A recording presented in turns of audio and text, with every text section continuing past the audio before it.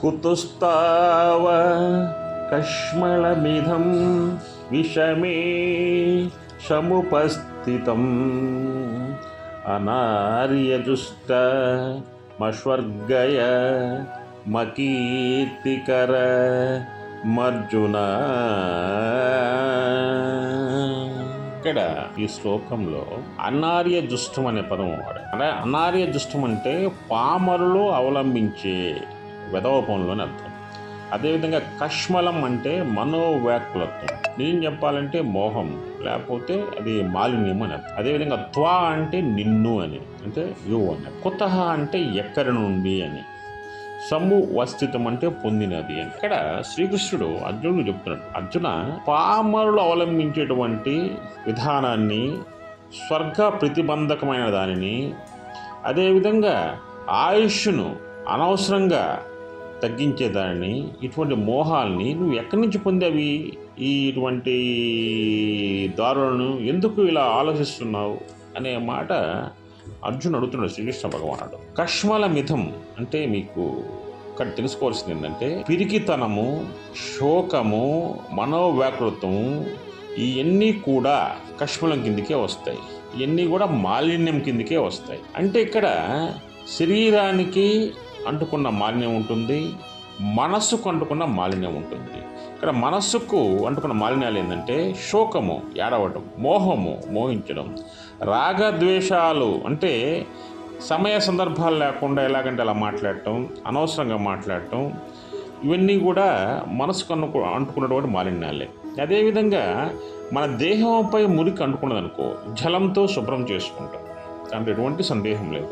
అదేవిధంగా మనోమాలిన్యం వచ్చిందనుకోండి, ఇక్కడ పరమార్థ బోధన వలనే దానిని నివారించగలం. ఇక్కడ శ్రీకృష్ణ భగవానుడు దివ్య జ్ఞానాన్ని అర్జునుడికి అందించాలని కోరుకుంటున్నాడు అనమాట. ఇతనికి దివ్య జ్ఞానాన్ని అందిస్తే కానీ ఇతను ధర్మ మార్గాన రాడు అనే ఆలోచనకు వస్తున్నాడు. అట్లే ప్రతివారు కూడా వారు ఒకటే గుర్తుపెట్టుకోండి, మీరు నిజాయితీగా ఉండండి, ధర్మం వైపు ఉండండి. అదేవిధంగా భగవద్గీత చదవండి, చదవడానికి వీలు కాకపోతే వినండి, మీకు మేలు జరుగుతుంది. అదేవిధంగా అనార్య జుష్టం అంటే ఏంటంటే ఇక్కడ రాక్షసత్వం. ఇక్కడ ప్రపంచంలో మానవుల్ని రెండు రకాలుగా వర్గీకరించారు, ఆర్యులు, అనార్యులు. అసలు ఆర్యులు అంటే ఎవరు? వీళ్ళు సన్మార్గాన్ని అవలంబించేవారు, పవిత్రతను కాపాడుకునేవారు, అదేవిధంగా ప్రకాశవంతంగా జీవించాలనుకునేవాళ్ళు, ధైర్యంగా ఉండేవాళ్ళు, ఉత్సాహంగా ఉండేవాళ్ళు, ఎప్పుడు సంతోషంగా ఉండేవాళ్ళు, ఒకరికి సహాయం చేసేవాళ్ళు. వీళ్ళంతా కూడా ఆర్యుల కిందకి వస్తారన్నమాట.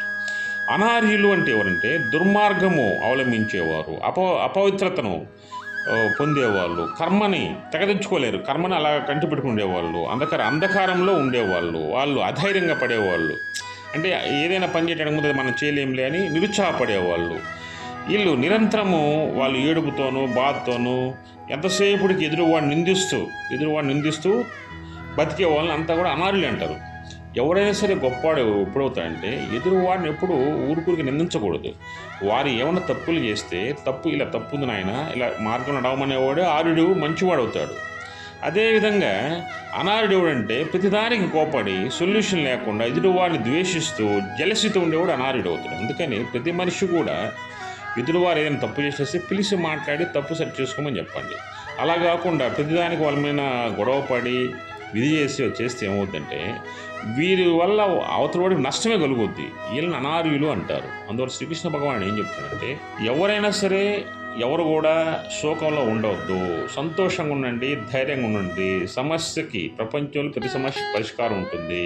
మీరు ఈ శ్రీకృష్ణ భగవాన్ నమ్మితే మీ పక్కనే ఉండి నేను మిమ్మల్ని గెలిపిస్తాను, విజయం సాధిస్తురు అని స్పష్టంగా క్లియర్గా చెప్తున్నాడు. జై శ్రీకృష్ణ, జై శ్రీకృష్ణ, జై శ్రీ.